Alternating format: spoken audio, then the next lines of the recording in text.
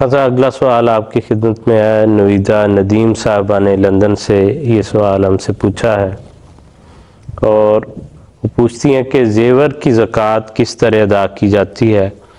اور زیر استعمال زیور جو ہے کیا اس کی زکوٰۃ کی ادائیگی میں کوئی فرق ہے؟ پہلی بات تو یہ ہے کہ زیور کی زکوٰۃ بھی اسی طرح ادا ہوتی ہے جس طرح دیگر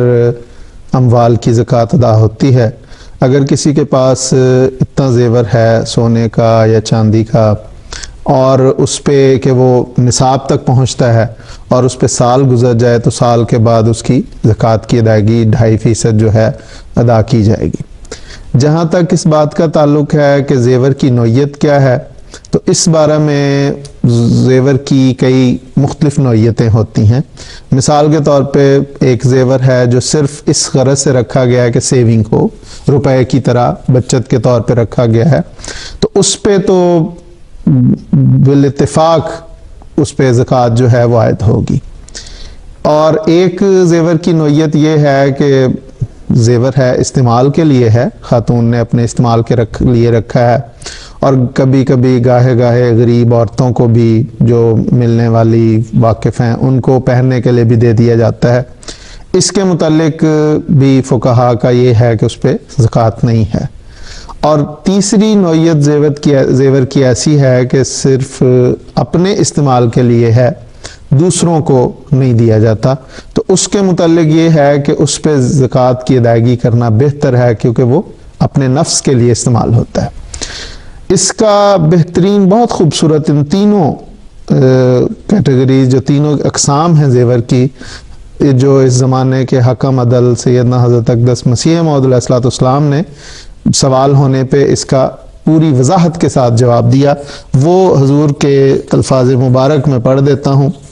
حضور نے فرمایا کہ سوال کے جواب میں حضور نے فرمایا کہ جو زیور پہنا جائے اور کبھی کبھی غریب عورتوں کو استعمال کے لیے دیا جائے، بعض کا اس کی نسبت یہ فتویٰ ہے کہ اس کی کچھ زکوٰۃ نہیں، اور جو زیور پہنا جائے اور دوسروں کو استعمال کے لیے نہ دیا جائے اس میں زکوٰۃ دینا بہتر ہے کہ وہ اپنے نفس کے لیے مستعمل ہوتا ہے، یعنی ذاتی طور پہ انسان استعمال کرتا ہے تو اس لیے اس پہ دیا جائے. اسی پر حضور فرماتے ہیں اسی پر ہمارے گھر میں عمل کرتے ہیں اور ہر سال کے بعد اپنے موجودہ زیور کی زکوٰۃ دیتے ہیں. اور جو یہ حضور نے فرمایا کہ چونکہ ہمارے گھر میں بھی جو زیور ہے وہ اپنے استعمال کے لیے ہے اس لیے اس پہ عمل کرتے ہیں اور ہر سال اس کی زکوٰۃ کی ادائیگی کی جاتی ہے. اور پھر تیسری شکل جو ہے زیور کی حضور فرماتی قسم جو ہے حضور فرماتے ہیں اور جو زیور روپے کی طرح جمع رکھا جائے اس کی زکوٰۃ میں کسی کو بھی اختلاف نہیں، یعنی اس پہ بہرحال زکوٰۃ دی جائے گی. تو یہ ہے.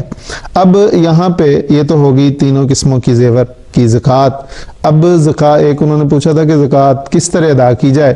تو ایک یہ بھی سوال ہوتا ہے کہ بعض لوگ کہتے ہیں کہ ہمارے پاس صرف زیور ہے، غریب لوگ ہیں، پیسے نہیں ہیں، تو اس کا اگر تو کسی کے پاس پیسے ہیں تو اس کی اتنی سال کے بعد اس کا تخمینہ لگا کے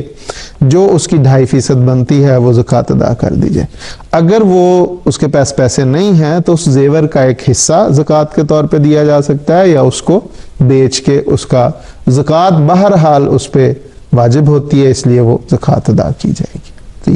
کوئی ایسا بھی ہے تصور پایا جاتا کہ جو زیور پہنا جاتا ہے اس کا جو گھس جانا ہے وہ اس کی زکوٰۃ کو شمار ہوتی ہے؟